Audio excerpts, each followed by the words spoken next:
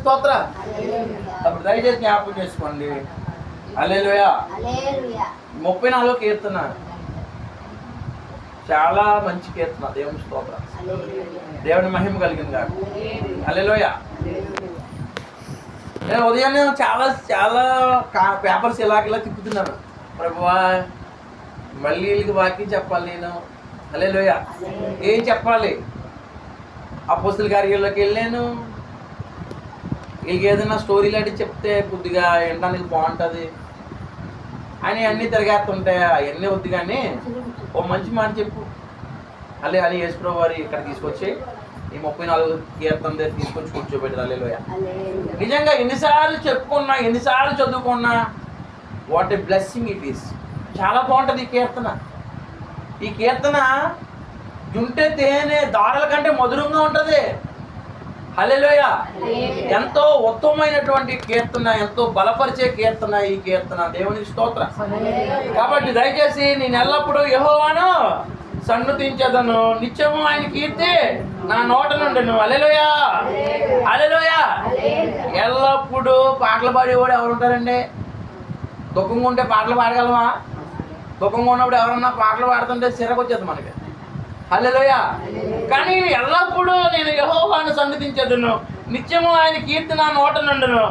యెహోవాను బట్టి నేను అతిశయించుచున్నాను, దీనులు దానిని విని సంతోషించెదరు. హల్లెలూయా. కొందరు అంటండి గుర్రాలు బట్టి అతిశయపడతారంట, కొంతమంది రథాలు బట్టి అతిశయపడతారంట, కొంతమంది వాళ్ళకున్న కార్లు, బళ్ళు, ఇల్లు, వాకళ్ళు బట్టి అతిశయపడతారంట. నిజమే, మానవులుగా సహజం కదండి. కానీ ఇతనైతే హల్లెలూయా తన దేవుడైనటువంటి యెహోవాను బట్టి అతిశయపడతాడు. హల్లెలూయా. ఎందుకంటే ఇతనికంటండి అతను దేవుడు ఏం చేయడంట, అతనుకున్న భయాలన్నింటిలోంచి విడిపించేశాడు. దేవుని స్తోత్రం. హల్లెలూయా. నాకున్న భయాలన్నింటిలోంచి విడిపించేశాడు. ఈ దీనిని మొరపెట్టగా ఆయన ఆలకించాడు. హల్లెలూయా. నాకున్న భయాలన్నిటి నుంచి విడిపించేశాడు అన్నాడు. హల్లెలూయా. సాధారణంగా ఒక మాట అడుగుతాను, అసలు మీకు సాధారణంగా మీ హృదయంలో ఉన్న భయాలు చెప్పండి. కొన్ని భయాలు, మీకున్న భయాల్లో కొన్ని భయాలు చెప్పండి. మీరు భయపడే విషయాలు ఏమైనా ఉన్నాయా చెప్పండి. కొంతమంది ఇక్కడ నువ్వు దేనికి భయపడతావు చెప్పు. నీకే భయపడతాను అందరూ ఇటు కంపతీసి. హల్లెలూయా. చెప్పు, త్వరగా చెప్పకపోతే ఇలా డైలాగ్ పడిపోతాయి. హల్లెలూయా. దేవుని మహిమ కలిగిందిగా. ఏంటండి ఆంటీ గారు? హల్లెలూయా. దేవుని స్తోత్రం. మనుషుల వల్ల వచ్చే భయం. హల్లెలూయా. ఇంకా రోగం గురించి భయం. హల్లెలూయా. Very good. ఇంకా మీ భయాలు ఏంటి? మా మనసులో భయాలు చెప్పండి నాకు. హల్లెలూయా. దేవుని స్తోత్రం. నాకేమంటుందంటే భవిష్యత్తు గురించి భయం ఉండేది. హల్లెలూయా. ఇంకా మీరు ఇంకెవరైనా చెప్తారా? మీ ఏ భయాలు లేవా? మరి ఉంటే చెప్పచ్చు కదా. హల్లెలూయా. చెప్పాలి. అప్పుల గురించి భయం. హల్లెలూయా. ఇంకా వెరీ గుడ్. ఇంకా వాళ్ళు ఆంటీ గారు కూడా బాకీల గురించి. ఇంకెవరు? ఇంక దేనికైనా ఉందా? అప్పుల గురించి బెంగ. ఇంకా హల్లెలూయా. హల్లెలూయా. అప్పుల గురించి భయాలు ఎక్కువ ఉన్నాయి. హల్లెలూయా. సరే కానండి, మరి దావీదు అదే చెప్తున్నాడు, ఇలాంటి వాళ్ళందరికీ ప్రయాసపడి భారం మోయించున్న సమస్త జనులారా మీరు నా వద్దకు రండి, మీకు విశ్రాంతి. హల్లెలూయా. ఒకవేళ వాళ్ళ అబ్బాయికి అంటండి మగ పిల్లాడు పుట్టాలంట పాస్టర్ గారండి. అయితే పాస్టర్ గారు ఏమో ఉపవాసం ఉండి ప్రార్థన చేస్తారంట. ఇవాళ వాళ్ళందరూ కలిసి సినిమాకి వెళ్తారంట. దేవుని మహిమ కలిగింది నాకు. హల్లెలూయా. దేవుని స్తోత్రం. అలాగైతే అలాగండి. ఇప్పుడు దావీదుకు వచ్చిన కష్టాలు బట్టి, భయాలు బట్టి, అతనికి ఉన్నటువంటి ఆ భయాన్ని బట్టి అతనే ప్రార్థన చేసుకుంటే దేవుడు అతన్ని విడిపించాడు. నా భయాలు అన్నిటి నుంచి విడిపించేశాడు అన్నాడు. నిజంగా ఈరోజు చెప్తున్నాను, నా యేసు ప్రభు నాకున్న భయాలన్నిటి నుంచి విడిపించేశాడు. నాకు ఎన్ని భయాలు, భవిష్యత్తుని గురించి భయం. మన ఆశీర్వాద కుదిరి ఉన్నాడు. మన ఆశీర్వాదం ఏం చేస్తాడంటే సాయంత్రం వైద్యుల్లోకి దెయ్యాలు కదా చెప్తున్నాడు. చిన్నపిల్లలు మేము. మా పెద్దగారు ఇంటికాడ పడుకుంటే ఏం చెప్పాడు అనుకున్నాం? తెల్లవారు వేసుకుని వచ్చేసింది, తెల్ల చీర కట్టుకుని వచ్చేసింది కాబట్టి అది మంచిగా అడిగింది అనేసి చెప్పి ఉండకూడదు, అది చెప్పేసిపోయాడు. హల్లెలూయ. మా పెద్ద కాళ్ళు ఆడికి వెళ్ళిన తర్వాత ఆది గారు పడుకోబెట్టి పెట్టాం మానేసి. హల్లెలూయ.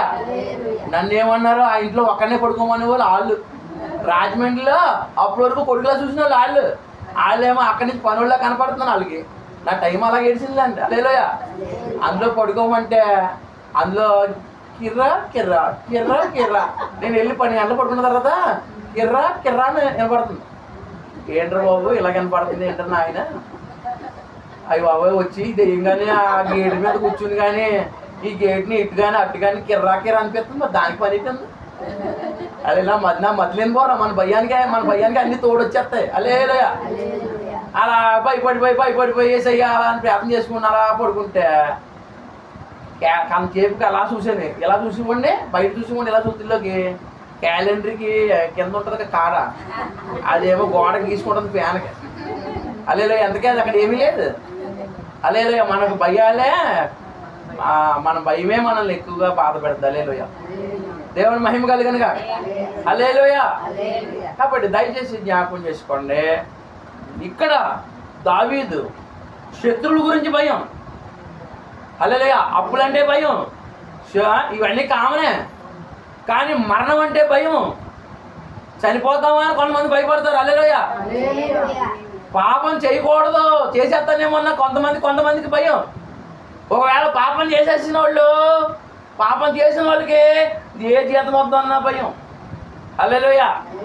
దేవుని మహిమ కలిగిన గాక. కాబట్టి దయచేసి కొంతమంది శత్రువులను బట్టి భయము, ఏ భయాలున్నా, ఏ శోధనలు ఉన్నా, ఏ శాపాలు ఉన్నా, శాపాలు వస్తాయన్న భయం. హల్లెలూయ. వీటన్నిటిని చిడిపించే దేవుడు మన యెహోవా దేవుడు. అన్న ప్రార్థన దయాన్ని యెహోవా యందు అతిశయపడుతున్నాను. కడుపు నిన్నోళ్ళు కన్నీళ్ళు పెట్టుకుంటారు, ఈ ఆకలితో ఉన్న దీనురాలిని ఈ రోజు నేను అతిశయపడుతున్నాను. హల్లెలూయ. హల్లెలూయ. ఆయన దగ్గరకు వచ్చిన వాళ్ళండి ఎవరు సిగ్గుపడరండి. ఆయన వైపు చూశారనుకోండి, వారు ఆయన తొట్టు తిరిగారంట, వారికి వెలుగు కలిగిందంట. వారి ముఖములు అన్నాడు లజ్జింపకపోను. వారు ఆయన తొట్టు తిరిగారంట, వారికి వెలుగు కలిగిందంట. వారి ముఖములు అన్నాడు ఈరోజు సిగ్గుపడకుండా బతుకుతున్నాం. హల్లెలూయ. చాలా మంది నన్ను అడిగేవారు, ఎలా బ్రతుకుతావరా నువ్వు, ఎలా బ్రతుకుతావరా, బాగుపడే విధానం లేదా అని అడిగేవారు నన్ను. హల్లెలూయ. నానా మాట్లాడేవారు, నానా తిట్టేవారు నన్ను. హల్లెలూయ. హల్లెలూయ. నేను ఈ రోజున అనేకులకి బతుకుదేరు చూపించే మార్గం నేను చూపిస్తున్నాను. హల్లెలూయ. దేవుని మహిమ కలిగిన. హల్లెలూయ. కాబట్టి నేను యెహోవా యందు అతిశయపడుతున్నాను. కాబట్టి నలిగిన వారికి ఆయన మహాదుర్గమై ఉన్నాడు. హల్లెలూయ. విరిగి నలిగిన వారిని ఆయన అలక్ష్యం చేయడంట. హల్లెలూయ. కాబట్టి ఆయన ఒక మాట చెప్తున్నారు. హల్లెలూయ. దేవునికి స్తోత్రం. నా శ్రమలన్నిటి నుంచి విడిపించాడు ఆయన. ఒకటా రెండా, నా శ్రమల నుంచి విడిపించాడు, నా భయాల నుంచి విడిపించాడు. నేను యెహోవాకు మొరపెట్టుకున్నాను, ఈ దేవుడు యెహోవాకు మొరపెట్టుగా ఆయన ఆలకించాడు. హల్లెలూయ. ఆయన విడిపించాడు. హల్లెలూయ. అది సాక్ష్యం. అలాంటి సాక్ష్యం ఉండాలి మనకి. ప్రార్థన చేస్తున్నారండి, ఎంతకాలం ప్రార్థన చేస్తున్నా మాకు ఏ జవాబు రావట్లేదంటే నువ్వు సరిగ్గా చేస్తలేదు. హల్లెలూయ. నువ్వు ఆయన మీద విశ్వాసంతో ప్రార్థన చేయట్లేదు, నమ్మకతో చేయట్లేదు. నీతిమంతులు 7 సార్లు పడిపోయినా సరే వాడిని దేవుడు లేవనెత్తుతాడు. హల్లెలూయ. నీతిమంతుల మొరల మీద ఆయన చెవులు ఉంటాయంట. హల్లెలూయ. దేవుని మహిమ కలిగిన గాక. భక్తిహీనులు నాశనం అయిపోతారు. దేవుని స్తోత్రం. కాబట్టి ఇందులో ఇక్కడ 134 కీర్తనలో 11 వచనంలో ఏముందో చూడండి. 10 వచనం, 11 వచనం, 12 త్వరగా చదివితే త్వరగా ఇంటికి వెళ్తారు. హల్లెలూయ. సింహ పిల్లలైనా ఏమి ఉంటాయేమో కానీ ఆయన యెహోవా యందు నమ్మికించే వారు ఏ మేలు పొదువై ఉండదు. హల్లెలూయ. ఇప్పుడు కొన్ని ఆశ తేడా పోవచ్చు, భవిష్యత్తులో తీరుతో కంగారు పడకండి. హల్లెలూయ. దేవుని మహిమ కలిగిన. కొన్ని మంచి అవసరాలు నీకు ఉండకపోవచ్చు, కొన్ని సౌకర్యాలు నీకు ఉండకపోవచ్చు, భవిష్యత్తులో ఉంటాయి. ఎందుకంటే నువ్వు యెహోవా యందు విశ్వాసం ఉంచావు. హల్లెలూయ. నెక్స్ట్ 11 వచనం. పిల్లలారా మీరు వచ్చి పిల్లలారా మీరు వచ్చి నా మాట వినండి. యెహోవా భయభక్తులు కలిగి యెహోవా యందలే భయభక్తులు కలిగి పిల్లలారా వచ్చి నా మాట వినండి. యెహోవా యందు భయభక్తులు నేర్పెదను. ఎవరైనా ఉన్నారా? బతక కోరి వారు ఎవరైనా ఉన్నారా? మేలు నొందుచో బ్రతక కోరువాడు ఎవడైనా ఉన్నాడా? బ్రతక కోరువాడు ఎవడైనా ఉన్నాడా? మేలు నొందుచో అనేక దినములు బ్రతక కోరువాడు ఎవడైనా ఉన్నాడా? చెడ్డ మాట పలకుండా మీ నాలుకను, కపటమైన మాటలు పలకుండా మీ పెదవులను కాల్చుకొనుడి. కీడు చేయటం మాని మేలు చేయండి. సమాధానం వెతికే హల్లెలూయా దాన్ని వెంటాడండి. ఇంకా యెహోవా దృష్టి హల్లెలూయా యేసు ప్రభు దృష్టి గొర్రెల మీద ఉంటది కానీ మేకల మీద ఉండదు. హల్లెలూయా దేవుని మహిమ కలిగింది కానీ హల్లెలూయా.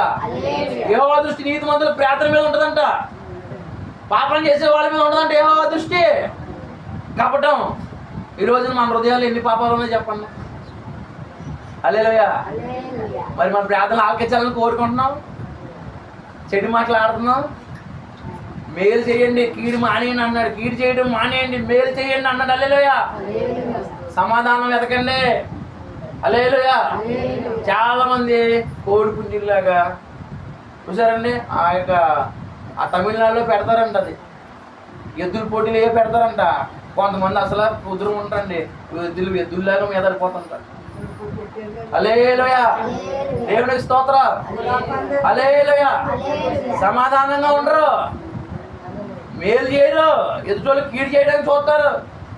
హల్లెలూయా. కాబట్టి దయచేసి జ్ఞాపకం చేసుకోండి, మన అంతరంగాలతో కపటం కలిగిన వాళ్ళుగా మనం ఉన్నాం. పాపం చేసే పెదవుల మన దగ్గర ఉన్నాయి. కొండలు ఆడే బుద్ధి మన దగ్గర ఉంది. అప్రమాణాలు చేసే బుద్ధి మన దగ్గర ఉంది. హల్లెలూయా. నీచుల్ని ప్రేమించే వాళ్ళు మనం అయి ఉన్నాం. హల్లెలూయా. ఒక ఇంటికి వెళ్తేనండి, అక్కడ ఆ ఇంటికాడ జూనియర్ ఎన్టీఆర్ మరో ఫోటో, ఇంకో ఫోటో, ఆ ఫోటోలు ఈ ఫోటోలు ఉన్నాయి. యేసు ప్రభువుని నమ్ముకున్న వాళ్ళు ఇంట్లో అలాంటివి ఉంటాయండి. పాస్టర్ గారిదే పాస్టర్ గారిది వదిలేండి, పాస్టర్ గారు పెట్టించుకుంటారు కొంతమంది. పాస్టర్ గారు కాదు, యేసు ప్రభు వాక్యం లేదు. హల్లెలూయా. అక్కడ ఇంకా ఎవరిదండి నగ్మ ఫోటో, ఇంకా ఏవో ఫోటోలు ఉన్నాయి. సౌందర్య వీళ్ళందరి ఫోటోలు ఉన్నాయి వాళ్ళ ఇంట్లో. దేవుడి ఫోటో, దేవుడి వాక్యం లేదు. దేవుని స్తోత్ర. హల్లెలూయా. నీతి యేసు ప్రభువుని నమ్ముకున్న వాళ్ళు అలాంటి ప్రేమించరు. నీతిమంతులు ప్రేమిస్తారు, పరిశుద్ధులను ప్రేమిస్తారు. హల్లెలూయా. చెడ్డ మాట ఆడకుండా నీ నాలుకను, కపట మాటలు పలకుండా నీ పెదవులను కాల్చుకున్నాము. హల్లెలూయా. యెహోవా యందు భయభక్తులు కలగడం నేను నేర్పిస్తాను మీకు. హల్లెలూయా. ఆ భక్తుడు అన్నాడు. హల్లెలూయా. దేవుని స్తోత్ర. ఆయన అంటే ఆయన చెవులు ఎక్కడ ఉంటాయంట? నీతిమంతుల ప్రార్థన మీద ఉంటాయంట. ఈ కపటం గల హృదయాన్ని ఎవరైతే యేసు ప్రభు రక్తంలో ఉతుక్కుంటారో, హల్లెలూయా, మనం చేసిన తప్పులు ఒప్పుకుంటామో, నేను పాపిని ప్రభువా, నాలో ఏ మంచి లేదు ప్రభువా అని ఎవరైతే విరిగి నలిగిన వారికి ఆయన ఆసనుడు అంట. హల్లెలూయా. నలిగిన వారికి ఆయన తోడే ఉంటాడు. హల్లెలూయా. హల్లెలూయా. ఎవరైతే తమ చేసిన పాపాలు గుండెలు బాదుకొని దేవుడి దగ్గర ఏడుస్తారో, ఎవరైతే తన మనస్సాక్షి, ఎవరో చెప్పగలదు బయట వాళ్ళు, మన మనస్సాక్షి తెలుసు మనం ఏంటో. హల్లెలూయా. ఎవరైతే తమ మనస్సాక్షికి చెప్పిన మాటలు విని తమ హృదయాలు బాదుకుని కన్నీళ్లు పెట్టుకుంటారో అలా. హల్లెలూయా. చివరి వచనం చూడండి. చివరి వచనం 34లో చివరి 2 వచనాలు చదవండి త్వరగా. 34 చివరి 2 వచనాలు. నీతిమంతులు నీతిమంతులు దేశించేవారు అపరాధులుగా ఎంచబడరు. చివరి వచనం ఏముందండి? ఆ యెహోవా తన సేవకుని ప్రాణం విమోచించును. ఆయన శరణు వచ్చిన వారిలో, హల్లెలూయా, ఆయన శరణు వచ్చిన వారిలో ఎవరు అపరాధులుగా ఎంచబడరు. హల్లెలూయా. హల్లెలూయా. కానీ నీతిమంతుల్ని మాత్రం ఎవరైతే అసహించుకుంటారో వాళ్ళు మాత్రం అపరాధులుగా ఎంచబడతారు. హల్లెలూయా. హల్లెలూయా. ఎన్ని మంచి మాటలు ఉన్నాయండి ఈ కీర్తనలో. దేవుని స్తోత్రం. దేవుని మహిమ కలిగిన హల్లెలూయా. కాబట్టి మనం నీతిమంతుల పక్షాన ఉన్నామా? అవినీతి పరుల పక్షాల్లో ఉన్నామా? హల్లెలూయా. మనం నీతిమంతుల వైపు ఉన్నామా లేకపోతే పాపాత్ముల వైపు ఉన్నామా? మన మనస్సాక్షి చెప్తుంది మనం ఏంటో. హల్లెలూయా. కాబట్టి మనం దుమ్మును ప్రభువా, ధూళిని ప్రభువా, నీ సన్నిధిలో నేను పనికి మాలోని ప్రభువా, నేను పాపాత్మను ప్రభువా, అయ్యా నువ్వు పరిశుద్ధుడు ప్రభువా, నీ పరిశుద్ధ సన్నిధిలో నేను నివాసం ఉండడానికి నేను యోగ్యుని కాదు ప్రభువా, నన్ను నీ పరిశుద్ధ రక్తంతో కడగండి అయ్యా, నన్ను హిమము కంటే తెల్లగా చేయ్యా. హల్లెలూయా. ఎవరైతే యేసు ప్రభు సన్నిధిలో నిజాయితీగా ప్రార్థన చేస్తారో ఆ ప్రార్థన అంగీకరిస్తాడో వాడి శ్రమల నుంచి భయాల నుంచి ఇడిపిస్తాడు. హల్లెలూయా. అంతేగాని ప్రభువా ఇగో ఇప్పుడు ప్రాబ్లం ఒక్కోసారి మనకి పనికి మాలిన సమర్థించుకోవడం అంటారు. హల్లెలూయా. కొన్నిసార్లు సమర్థించుకుంటాం, ఇది చిన్నదే కదా, తప్పు లేదులే, ఇది కరెక్టే కదా, ఆడెవరో చేస్తున్నాం మనం చేస్తే తప్పు పెట్టి అందరూ చేయట్లేదా? హల్లెలూయా. దిద్దుబాటు మనకు అసహాయం అంట. ఒక పొరపాటు మన హృదయం మన మనస్సాక్షి చెప్పినప్పుడు అవి ప్రభు సన్నిధిలో ఒప్పుకొని ఇడిచిపెట్టాలి. అందుకని హల్లెలూయా. అంతేగాని ఏంటంటే ఏం చేయకూడదు అంటే సమర్థించుకోకూడదు.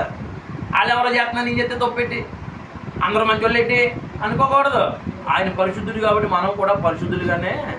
కాబట్టి నీ మనస్సాక్షి నీ మీద దోషారోపణ చేస్తుంటే అది రూపాయి దగ్గరైనా సరే నువ్వేం చేయాలా?